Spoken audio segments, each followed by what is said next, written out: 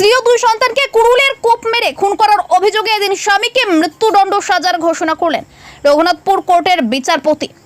জানা গিয়েছে অভিযুক্তের নাম গৌতম মাহাতো। তার বাড়ি কাশীপুর থানার মণিহারা গ্রাম পঞ্চায়েতের রাঙ্গাডি গ্রামে। ঘটনার বিবরণী জানা যায়, গত 2022 সালের 27 মার্চ ভোরে গৌতম মাহাতো ঘুমন্ত অবস্থায় থাকা তার স্ত্রী ও এক ছেলে এবং মেয়েকে কুড়ুলের কোপ মেরে নৃশংসভাবে খুন করে।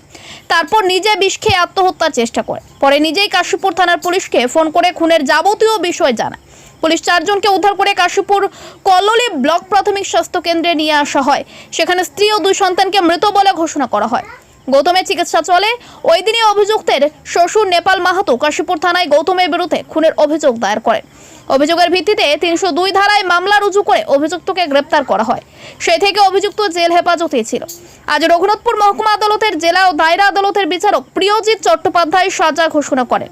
গৌতম রেলের ঠিকাদারের মুন্সির কাজ করত। ঘটনার প্রায় বছর 10 আগে পুরুলিয়ার মফস্বল থানার চাকরা গ্রামের মমতা মাহাতোর সাথে বিয়ে হয়েছিল। তাদের 2টি সন্তান ছিল।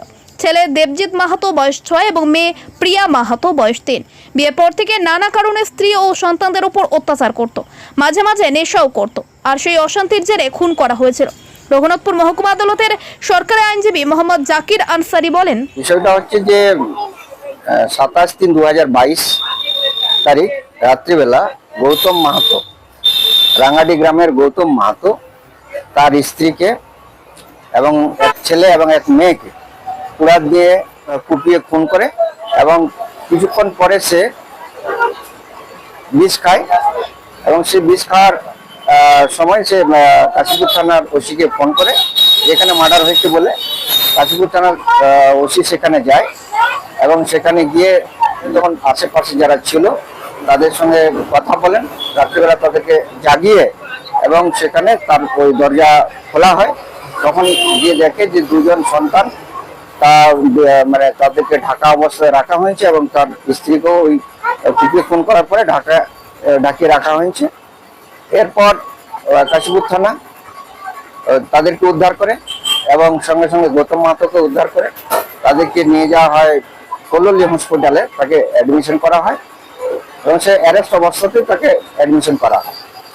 তারপরে কেস স্টার্ট হয়, 302 ধারাতে কেস শুরু হয় এবং সেই কেসে আজ কেসের সমস্ত সরকারি পক্ষে আমি ছিলাম এবং সাক্ষীরা 15 জন সাক্ষী যথাযথ তারা সাক্ষ্য প্রমাণ দিয়েছেন এবং সাক্ষ্য প্রমাণের ভিত্তিতে এবং যেহেতু এই ঘটনাটি একটি বিরলতম ঘটনা, সেজন্য মাননীয় বিচারক Priyajit Chatterjee, Raghunathpur additional district and session জাজ আজ গৌতম মাহাতোকে মৃত্যুদণ্ডে দণ্ডিত করেন। আমার পরিচয় হচ্ছে আমি মোহাম্মদ জাকির আনসারি, এডিশনাল পিপি, রঘুনাথপুরে এডিশনাল ডিস্ট্রিক্ট অ্যান্ড সেশন জাজ কোর্ট, রঘুনাথপুর। পুরুলিয়া শহরে এখন স্বল্প খরচে উন্নত ও অত্যাধুনিক চিকিৎসা পরিষেবা বর্দান হসপিটালে। এখানে general, laparoscopic, gynaecologist, paediatrician, anaesthetist, general physician, orthopaedic সহ বিভিন্ন রোগের অভিজ্ঞ ডাক্তারবাবুরা নিয়মিত রোগী দেখছেন। এছাড়াও 24 ঘন্টা বিনামূল্যে অ্যাম্বুলেন্স পরিষেবা রয়েছে, স্বাস্থ্যসাথীর সুবিধাও। যোগাযোগ করুন বর্দান হসপিটাল, রাঁচি রোড, সৈনিক স্কুলের নিকটে। মোবাইল নাম্বার 8918968624 এই নাম্বারে। পুরুলিয়ায় পাত্রপাত্রী যোগাযোগের একমাত্র বিশ্বস্ত প্রতিষ্ঠান বিবাহ পরিচয়। আপনার মনের মতো জীবনসঙ্গী খুঁজতে আপনার পাশে রয়েছে বিবাহ পরিচয়। তাই আর দেরি না করে আজই যোগাযোগ করুন বিবাহ পরিচয়, municipality commercial complex, 2nd floor, Chaibasa road, opposite PWD office, Purulia.